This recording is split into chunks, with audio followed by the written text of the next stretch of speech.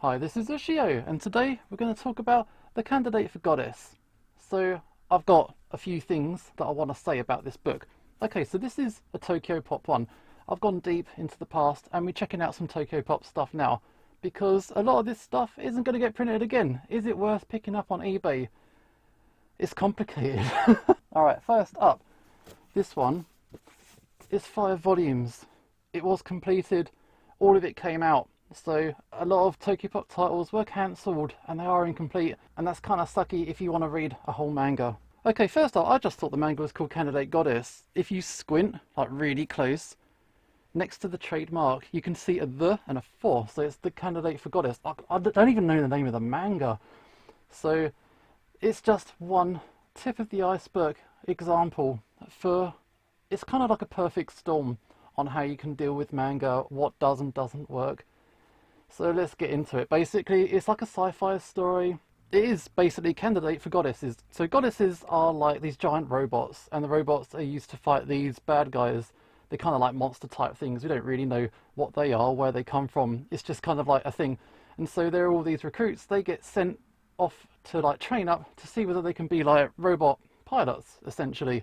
Are they the right candidate for the job?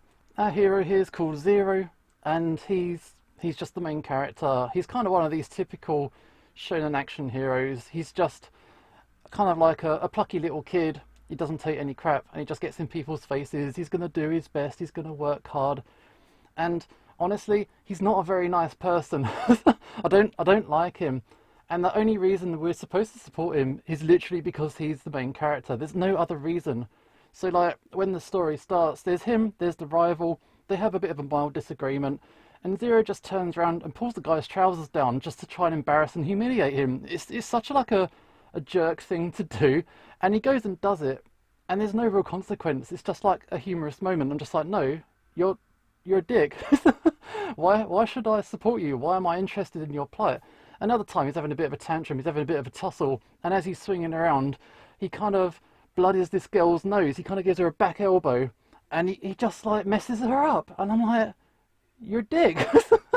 I don't like this main character at all. There is like obviously the rival character. He's supposed to be a bad guy, but we don't really realise that he's a bad guy till about volume 3, even though from chapter 1 we're supposed to hate this kid. It's kind of dictated to you that these are the main characters and you're supposed to treat him in such a respect because you have to like the main character, you have to hate the rival, but based on their actions I don't want to. It doesn't really give you a reason to do that. And that's kind of how it starts out, but don't get me wrong, I don't want this to be a negative account. I don't like saying that a manga is like bad. For example, I don't believe that there's such a thing as a bad manga. There are manga where things that it's trying to do are and aren't as successful as what they're trying to achieve.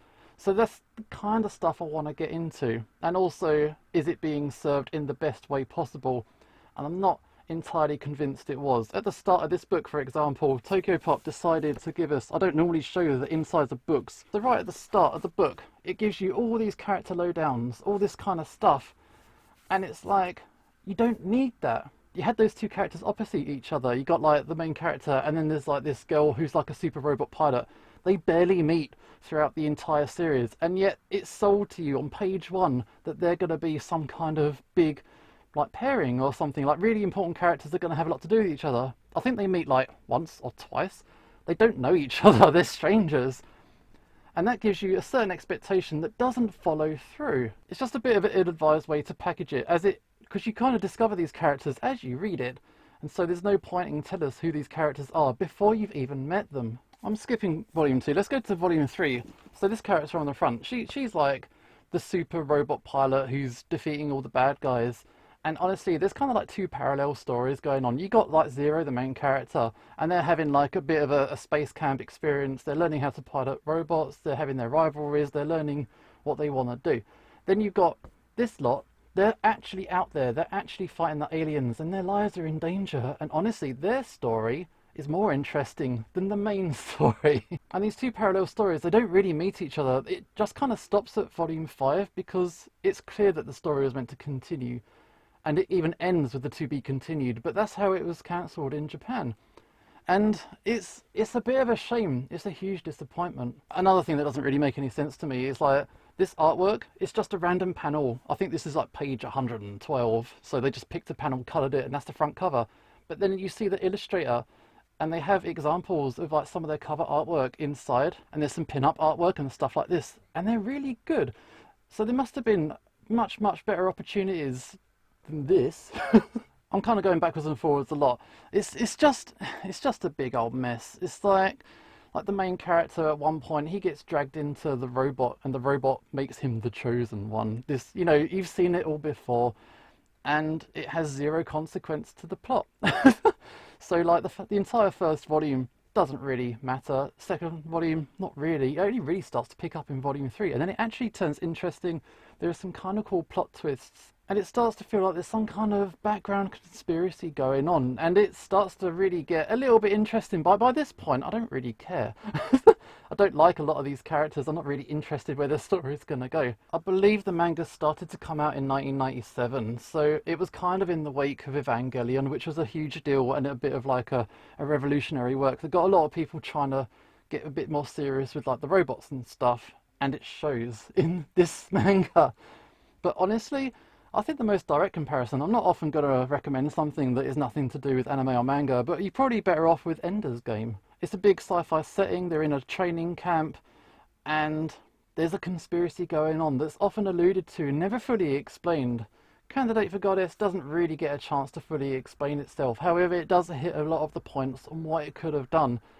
And it's kind of a shame that it got cancelled where it was. There is an anime out there which I've never seen, and I think that will probably fill in a lot of the gaps. It's just a mess of unfortunate things. It's like a cliche premise. It develops, it does get better, but that's not enough for a story that's incomplete. I don't want to be too unkind about it. I know back in the day when Tokyopop was releasing stuff, they were kind of like a bit of a revolution for like the manga industry. Suddenly manga was a lot cheaper. It was a lot more affordable. You could just pick stuff up.